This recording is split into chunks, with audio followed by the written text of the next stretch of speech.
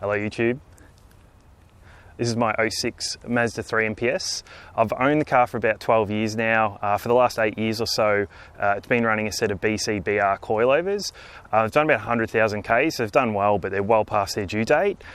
In today's video, we're going to be upgrading the suspension to something new, namely a new spring and strut setup. Let's jump to the garage and I'll take you through exactly what's going to go into the car. For struts, I chose the Koni STRT items, which is basically Koni's entry-level sports shock.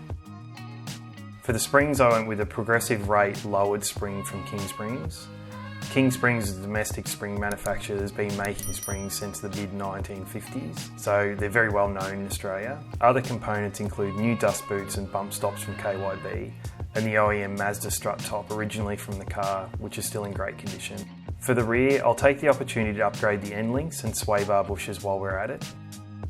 It's worth noting on the rears, I was already using the respective Koni shocks as one of the BC shocks started to leak. This was really the catalyst to upgrade the suspension. I'll include the full product details in the video description below.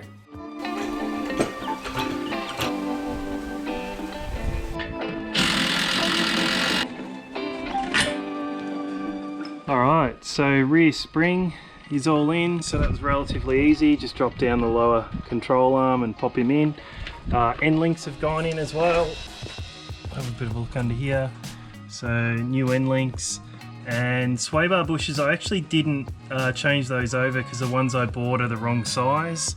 So I've just given it a bit of a clean up and pop the old ones back in. They're not too bad, but I'll come back to that at some point. So that's the rear.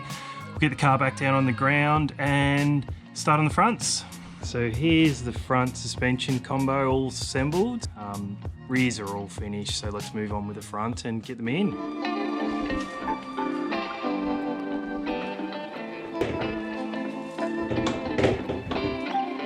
Alright, so suspension's all in.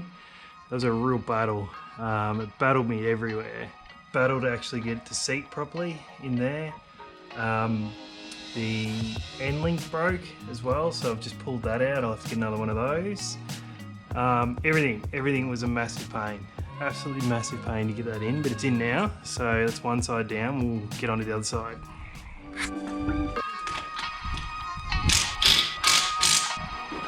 So she's all done. And it's back on the ground. Fronts took a little bit longer than I thought, which is a bit of a pain. But we got there in the end. So initial impressions are, it looks okay. It's sitting a little bit higher, obviously, than where the BCs were at. But I think let's take her for a bit of a drive, see how she feels, and then see where the ride height sort of settles. I'm expecting it to be higher than where the BCs were at. I'm not so much about that low life now. I'm more about that my back feels okay life. So anyway, we'll take it for a spin and see how we go. So initial impressions of the suspension, it's good. I really like it actually. It's very similar to OEM suspension, just with basically just a stiffer spring.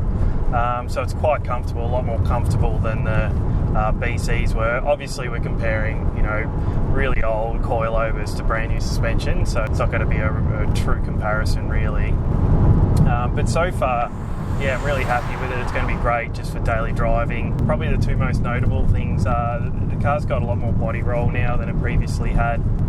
Also, it doesn't stay as flat on launch. Now that's a pretty reasonable trade-off in my opinion. There's a section up here that I drive quite a bit actually, so it's quite bumpy and on and off camber road, so it'll be a good test of how this compares to the BCs.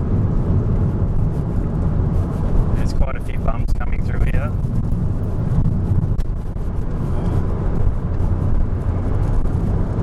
It's good, it's nice and controlled. Good rebound. And into a bit of a corner. It's a bit of a shame there's a cyclist here. Yeah, that's heaps better. Previously going through that series of corners, you get a lot of bump steer. One of the biggest downsides with the BCs, running them a little bit lower, was just the bump steer and the toe adjustment that you would get a lot of wear, like toe related wear in the tyres, particularly on the fronts obviously, as well. So that was a bit annoying, but it was something that I was willing to sort of put up with at the time.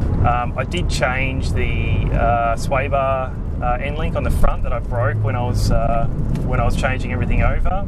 So I picked up a new set of those and just threw those in. It was probably good to do that considering the car's done almost or over 200,000 Ks now. If you've got an MPS 3 or a Mazda Speed 3, be keen to hear your thoughts on the suspension that you're running in your car. That'll be it for today's video, so thanks for watching, and hopefully I'll see you again in the next one. Alright, some biggies, eh?